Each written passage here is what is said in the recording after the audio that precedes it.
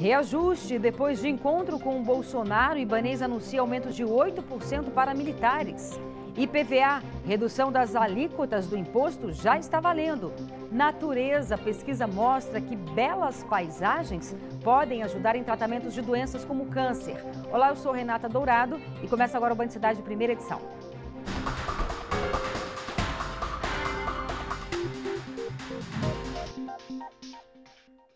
O Brasil e os desafios para preservar a sua história.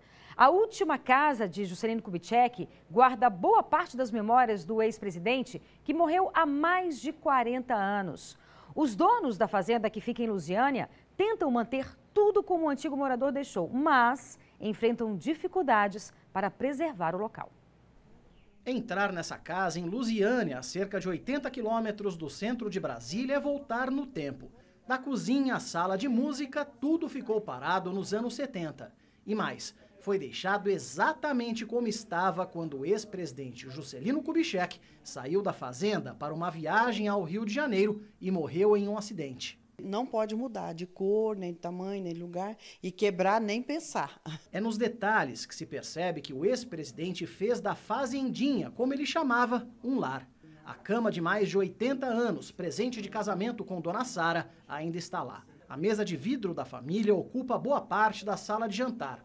Xícaras, taças, as poltronas de veludo alemão na cor da moda da época. Até hoje, Dona Rosana encontra bilhetes que Juscelino espalhava pela casa. Há 2 anos eu achei esse bilhetinho que está escrito: fita gravada pelo Rodrigo, muito boa. Rodrigo era o genro dele, né? Ele colocou essa observação. JK estava em uma situação financeira complicada depois de deixar a presidência. A fazendinha foi um presente de colegas, com janelas azuis para ele se lembrar da cidade natal, Diamantina, no interior de Minas Gerais.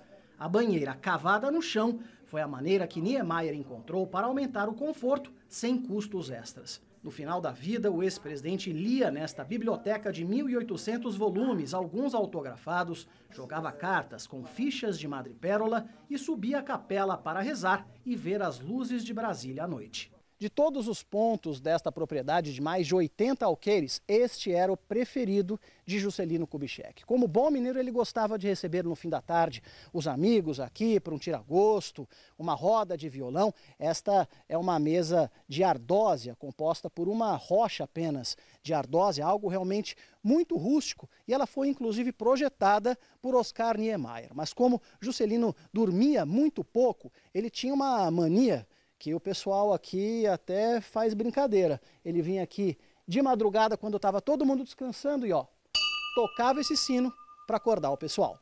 A última morada de JK é mantida por um casal de fazendeiros desde a década de 80. Eles plantam milho e criam gado, mas têm dificuldade para conseguir os cerca de R$10 mil mensais necessários para preservar o local. O Instituto do Patrimônio Histórico e Artístico Nacional, o IPHAN, recebeu em 2006 um pedido de tombamento da fazendinha, mas negou.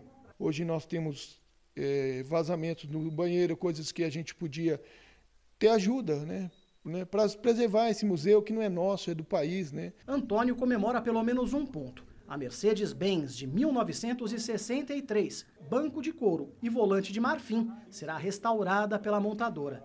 O carro foi um presente de amigos para a campanha de volta à presidência que Juscelino nunca iria fazer. A placa Presidente JK virou um pedaço da história.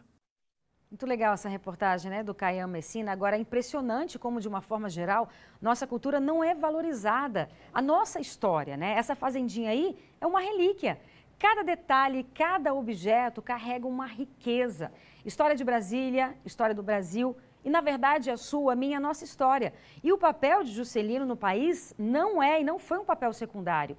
Ele foi no governo dele, a gente lembra que Brasília foi construída. É uma personalidade muito, muito importante para o Brasil. E pensar que daqui a alguns anos, tudo isso que você viu aí será destruído, simplesmente pela falta de visão.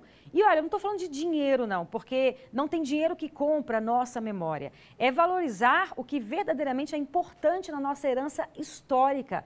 Uma pena ver tudo isso se acabar assim. E foi como o proprietário falou, todo esse arsenal não pertencem a eles, embora eles sejam os donos da fazenda. Mas é nosso, né? É a nossa história. A nossa história está ali sendo destruída e sendo acabada, infelizmente. Servidores da Polícia Civil, Militar e do Corpo de Bombeiros devem terminar o ano com o contra-cheque mais gordo. Que boa notícia, né? O reajuste de 8% será pago com recursos do Fundo Constitucional, que gira em torno aí de 14 bilhões de reais. A gestão do valor pelo Executivo local foi autorizada por uma medida provisória assinada ontem pelo presidente Jair Bolsonaro, depois de uma reunião com o governador Ibanez Rocha. O governador Ibanez Rocha disse que o reajuste será pago com recursos do Fundo Constitucional. A gestão do valor ao executivo local será feita por meio de medida provisória. Regulamenta o Fundo Constitucional, o artigo da Constituição que trata e da lei que trata do Fundo Constitucional, e transferindo para o Distrito Federal o poder de gerir esse fundo, inclusive no que diz respeito à contratação, concursos públicos, concessão de reajustes, e tudo de forma muito organizada, com apoio do Tribunal de Contas da União, que ajudou na elaboração dessas leis. Pelo texto, 60% dos recursos ficarão com a segurança pública e outros 40% serão divididos entre saúde e educação. O valor hoje gira em torno de 14 bilhões de reais. Ibanez disse que agora a ideia é igualar os salários das forças de segurança. Nossa pretensão, e nós temos trabalhado para isso com o apoio de todos, é aproximar o máximo possível a remuneração de todos eles. O reajuste de 8% para a Polícia Militar, Corpo de Bombeiros e a Polícia Civil do DF deve ser realizado ainda neste ano. O anúncio foi feito depois de um encontro entre o chefe do executivo local com o presidente e aliados no Palácio da Alvorada nesta terça-feira. Na sala de reunião, o governador do DF aproveitou a conversa para falar sobre o modelo de gestão compartilhada. Na capital, 12 escolas públicas aderiram ao modelo. Ibanez disse ainda que a iniciativa foi aprovada pela maioria dos moradores do DF. Além da capital federal, outras 15 regiões do país já adotaram o projeto. O daqui, graças a Deus, está funcionando bem. Nós tivemos uma aprovação de mais de 85% da população. Dos 22 ministros, 7 fizeram colégio militar. É isso, e olha, o presidente Jair Bolsonaro sancionou com vetos o pacote anticrime de Sérgio Moro, que endurece a legislação penal, alterando o Código de Processo Penal. A publicação do Diário Oficial traz 25 vetos. O presidente vetou, por exemplo, o trecho que determinava o aumento da pena de homicídio quando o criminoso usa arma de fogo de uso restrito ou proibido, que hoje vai de 6 a 20 anos. Ele vetou também a parte que triplicava as penas de crimes contra a honra, como calúnia, difamação e injúria. E ao contrário do que Moro queria, o presidente manteve a figura do juiz de garantia, vetando apenas um ponto sobre audiências por videoconferência. O novo juiz, portanto, esse juiz de garantia, ele será responsável pelo controle da legalidade da investigação criminal. Então, é uma espécie de um segundo juiz, não aquele juiz que vai julgar, a gente vai ter a figura, obviamente, do juiz que vai julgar, e a gente vai ter o papel de um segundo juiz que vai avaliar, que vai, de uma certa forma também, coordenar, ajudar o juiz oficial a coordenar, para evitar exageros, né, por parte desse juiz que vai julgar. Então, uma figura aí importante que vai ajudar também a monitorar, portanto, esse julgamento. E olha só, vai ser enterrado agora à tarde no cemitério da Asa Sul o corpo de Luciana de Mello. Você deve se lembrar, a gente deu aqui essa história, ela foi assassinada a facadas pelo ex-companheiro Alain Fabiano de Jesus, de 45 anos. Ontem, o vigilante foi preso 3 dias depois do crime que aconteceu no Sudoeste. A polícia localizou Alan Pinto de Jesus, de 45 anos, na enfermaria do hospital de base. Ele foi internado com traumatismo craniano depois de passar mal no Ministério da Economia, onde trabalha como vigilante. Um vídeo registra o momento em que ele é identificado pela polícia. O homem fala que não se lembra do que aconteceu entre ele e a ex-companheira Luciana de Mello Ferreira, funcionária do Tribunal Superior Eleitoral. O crime aconteceu no último sábado, mas o corpo só foi encontrado pela filha de Luciana nessa segunda-feira, quando um chaveiro ajudou a abrir o apartamento. Segundo as investigações, a mulher levou mais de 40 facadas e apresentava sinais de luta corporal. Ainda não se sabe se o traumatismo foi causado pela luta com Luciana ou se ele tentou cometer suicídio.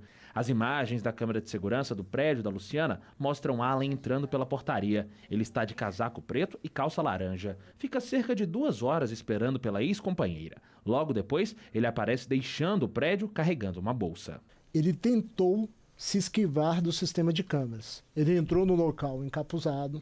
Vocês podem observar no primeiro momento que ele não empurra a porta com as mãos, ele empurra com o cotovelo para não deixar as digitais. Ele segue encapuzado por todo o caminho que ele seguiu. Quando chegou no terceiro andar, no quarto andar, né, que ele começou a monitorar de cima, nós acreditamos que ali, por estar uma circunstância de calor e ele ficar muito tempo, ele tirou o capuz pensando que não tinha sistema de monitoramento ali, mas tinha. Foi ali que nós o identificamos. Em outubro, Luciana chegou a denunciar o ex-companheiro. O vigilante foi preso em flagrante e denunciado por violência doméstica. Ele passou algumas semanas detido, até que a justiça concedeu liberdade mediante uso de tornozeleira eletrônica. No início deste mês, a justiça autorizou a retirada do dispositivo. A partir da revogação dessas medidas, nós temos o relato da filha da vítima, da tentativa paulatina do Alan, no sentido de se aproximar novamente da ofendida, né? Da agredida, no caso a ex-namorada. Os dois teriam se conhecido por meio de um aplicativo de relacionamento. Alan teria largado a esposa para ficar com a Luciana e não aceitou o fim do relacionamento. Ele vai responder pelo crime de feminicídio. Esse é o 34º crime desse tipo registrado esse ano no Distrito Federal. Cruel, hedionda, repugnante e covarde. Sim, muito covarde, né? E é sempre com o coração triste que a gente noticia tragédias assim. Eu fico me perguntando até quando daremos notícias como essas com tanta frequência. Por trás dessas mortes há muito, mas muito a ser analisado. Primeiro, essa cultura machista, alguns homens, né, que acham que as mulheres são objetos e propriedades dele. Não, nós não somos objetos, nós não somos propriedades de ninguém. E nessa lógica, se a mulher não for dele, na avaliação dele, ela não pode ser de mais ninguém. Aí o que ele faz? Ele acaba com a vida dela e também com a vida dele. Sem contar que em muitos casos tem crianças no círculo familiar que também vão carregar essas sequelas para o resto da vida. Então todos saem perdendo. Segundo, é preciso olhar com mais cuidado a relação com as leis. Será que se esse homem estivesse usando tornozeleira, você viu aí, ele foi preso, chegou a ser preso, estava usando tornozeleira e depois foi a própria justiça que determinou que não, ele não precisava mais usar a tornozeleira. Então, se ele estivesse usando a tornozeleira, será que ele teria cometido esse crime? Então, são perguntas importantes que a gente deve fazer. A Luciana, ela denunciou, acionou a justiça, pediu socorro e a resposta do Estado não foi suficiente. Tanto que não foi que ela foi brutalmente assassinada, a facadas, como o próprio delegado disse, de forma cruel, de forma covarde. Então, a sociedade como um todo e o Estado também, todos nós precisamos voltar o olhar mais cuidadoso, mais atento para essa violência doméstica. Aquele ditado de que em briga de marido e mulher não se mete a colher, isso aí ficou no passado. Se mete a colher assim, todos nós somos responsáveis. E quando a mulher pede ajuda, é importante que a sociedade e que o Estado também olhe e ajude essa mulher. E você vai ver a seguir, nossa equipe fez uma ronda nos hospitais para ver como estão as emergências neste Natal. O resultado é logo depois do intervalo, não sai daí, eu espero você.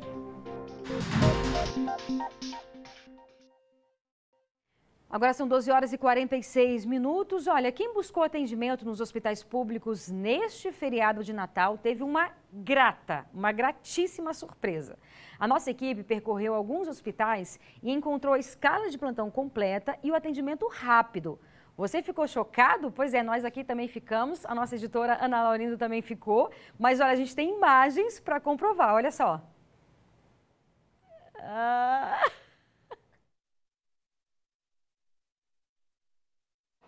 Na sala de recepção do hospital de base, os bancos estavam vazios. Quem chegava em busca de atendimento logo era atendido. O seu Libânio, que veio com a filha trazer a esposa que caiu na manhã de hoje, disse que antes de chegar ao hospital estava preocupado com uma possível demora em ser chamado, mas ficou surpreso com a rapidez do atendimento. Espera sempre negativo aquele, né, que a saúde está tendo, né, e atendimento, tumulto, né, de gente, mas espero que dê tudo certo. Chegou aqui surpresa boa. Isso, bom. E a dona Neuza estava contando com essa agilidade para não perder o compromisso natalino. Poder almoçar, né?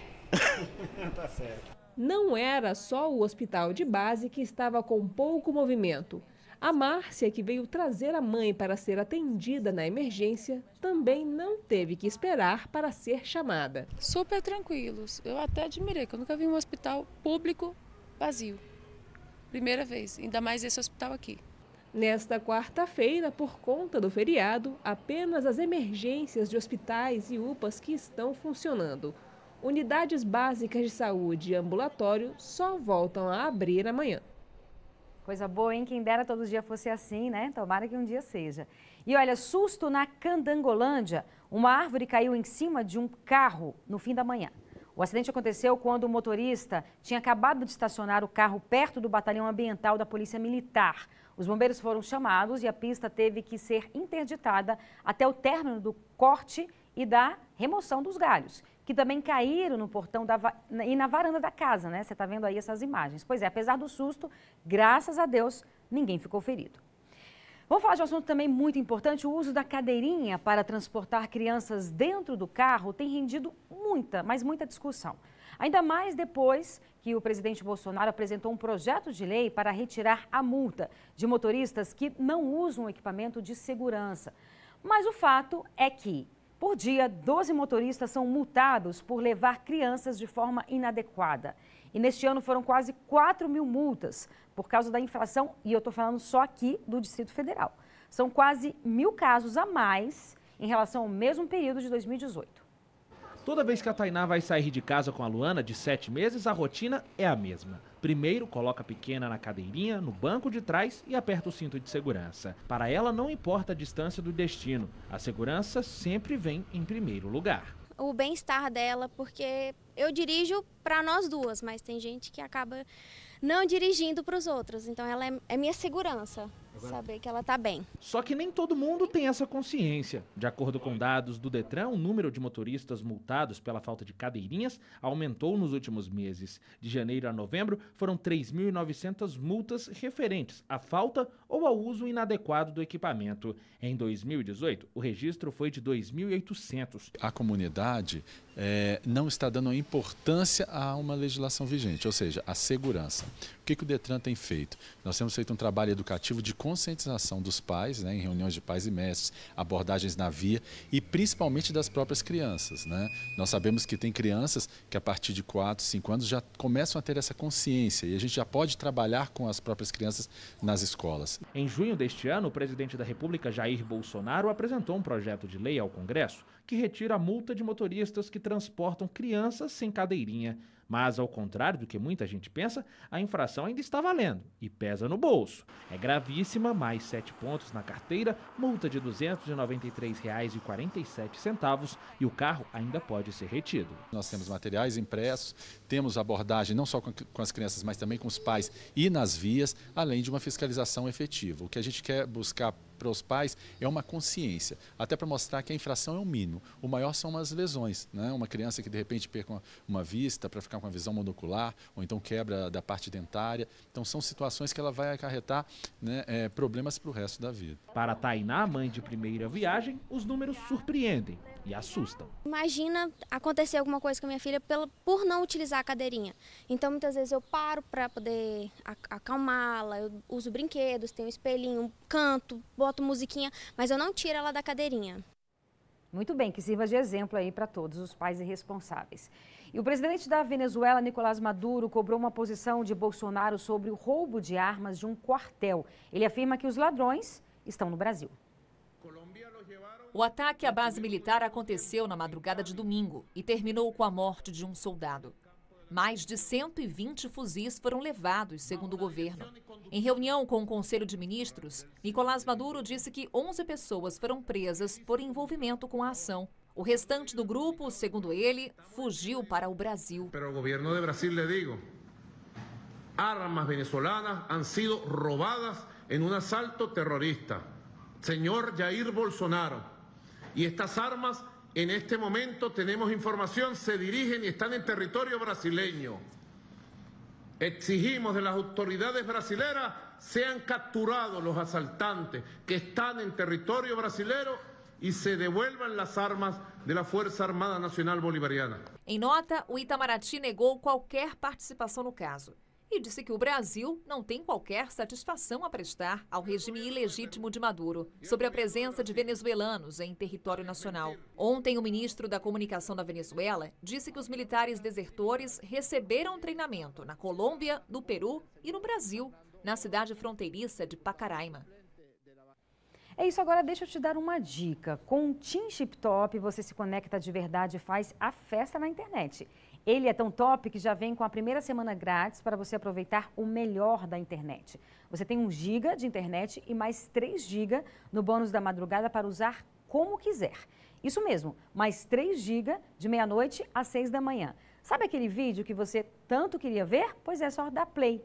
Game novo? É só baixar. Redes sociais? Facebook, WhatsApp, Messenger e Twitter são ilimitadas. Pois é, as definições de top foram atualizadas e com sucesso. Compre já o seu TIM Chip Top. TIM, a inovação não para. E você vai ver a seguir, pesquisa comprova que belas paisagens e a natureza podem ajudar na recuperação de quem passa por tratamento de câncer. O Band Cidade faz um breve intervalo e volta daqui a pouco. Não saia daí, eu espero você.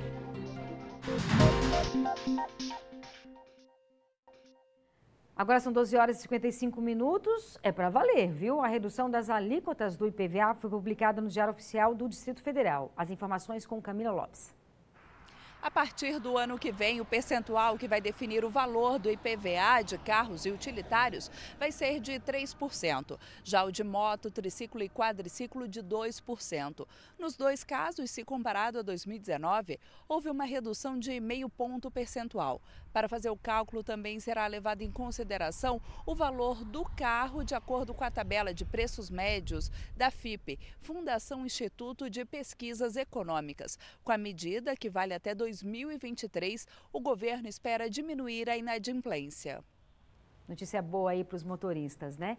E olha só, admirar paisagens e belezas naturais pode ajudar a diminuir a ansiedade durante tratamentos médicos. Os benefícios foram comprovados em uma pesquisa feita com pacientes que enfrentam o câncer. Os estudos científicos sempre associaram contato com a natureza à qualidade de vida, longevidade e saúde mental. Mônica é daquelas pessoas que mantém essa relação durante toda a semana. Não é um azul hoje que está no céu que faz com que a gente se expanda alegremente. Eu acho que as tonalidades de cinza e o verde, eles trazem a gente também mais perto de uma profundidade séria. Não só a convivência com a natureza, mas também a observação de imagens pode produzir sensações de conforto, tranquilidade e alegria. 160 pacientes experimentaram ver cenas como esta, enquanto faziam quimioterapia. 450 fotografias feitas pelos pesquisadores foram selecionadas para serem avaliadas sensorialmente. Flores, florestas, mares, aves coloridas.